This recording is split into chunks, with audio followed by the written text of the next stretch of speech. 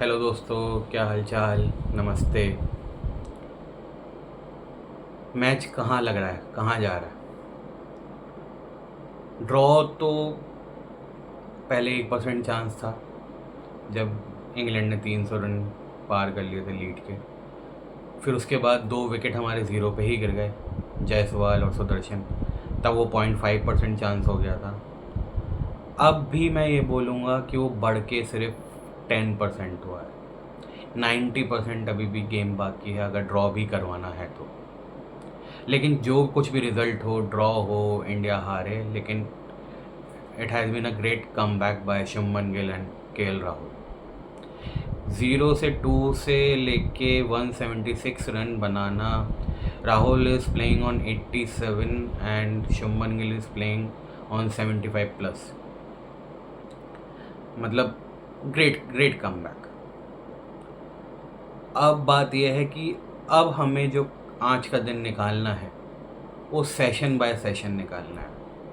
हमारे को ये दिमाग में रखना ही नहीं है, चाहे वो गिल हो, चाहे वो राहुल हो, चाहे वो आगे आने वाले बल्लेबाज हों, कि हमें पूरा दिन खेलना है। हमें अपना नॉर्मल गेम खेलना है। अगर बॉल मिलती है मारने के लिए तो हमें मारनी है, डिफेंड करना है और क्या कहते हैं, 1 घंटा एट अ टाइम लेके चलना है। अगर हम लोग इस तरीके से खेलें, 1 घंटा ले लेके, आधा घंटा, 1 घंटा, आधा घंटा, 1 घंटा, तो मैच ड्रॉ हो सकता है और ये जीत से कम नहीं होगा जिस सिचुएशन में हम लोग हैं। पर फिर आज कल रात जो पीसी हुई थी उसमें बताया गया कि ऋषभ पंत अभी भी बैटिंग के लिए तैयार है। भाई वो बंदा तैयार है, लेकिन उसकी इंजरी का तो देखो।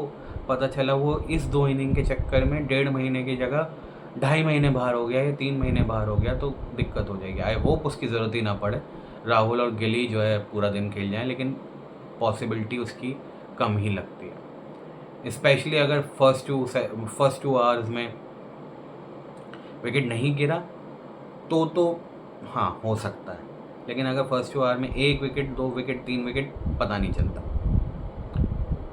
पर इस मैच का जो भी रिजल्ट हो, इस सीरीज़ का जो भी रिजल्ट हो, भाई गंभीर को लेके बीसीसीआई को सही में डिसीजन लेना होगा, स्पेशली इन टेस्ट क्रिकेट।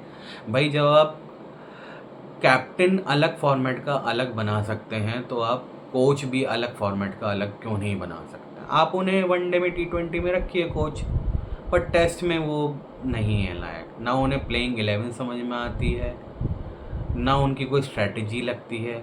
भाई हमारे बॉलर्स इतने बेकार एकदम से कैसे हो गए?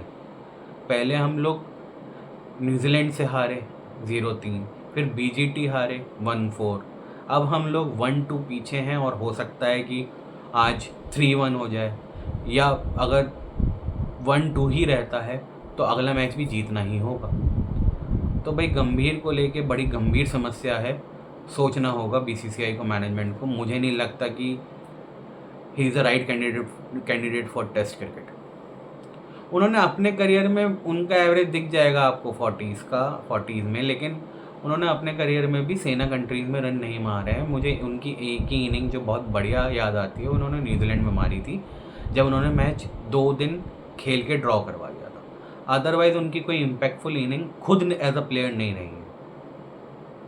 फिर खबरें आना कि गिल और गंभीर में इश्यूज़ हो रहे हैं रिगार्डिंग प्लेइंग 11, तो वो भी चीज़ें सही नहीं है। भाई अब आपके पास ना विराट कोहली हैं, ना आपके पास रोहित शर्मा है, ना आपके पास अश्विन है, आपकी ही चल रही है। बेचारा गंभीर तो प्लेइंग 11 आपके कहने पे खिला रहा है, वो तो पता ही चल रहा है। और प्रेस कॉन्फ्रेंस में आके जो कोई आता है वो गिल के ऊपर बम फोड़ के चला जाता है कि वो उसका डिसीज़न था, वो उसका डिसीज़न था, वो उसका डिसीज़न था। भाई अगर उसकी इतनी पावर होती ना तो कुलदीप यादव ये वाला मैच खेल रहा होता। खैर एनीवे, आई होप इंडिया के लिए आज का दिन अच्छा हो और हम ड्रॉ के साथ ये मैच ख़त्म करें। आपको क्या लगता है गंभीर की कोचिंग को लेके? प्लीज़ बताइएगा कमेंट बॉक्स में, और लाइक और शेयर यार प्लीज़ कर दीजिए। Thank you very much.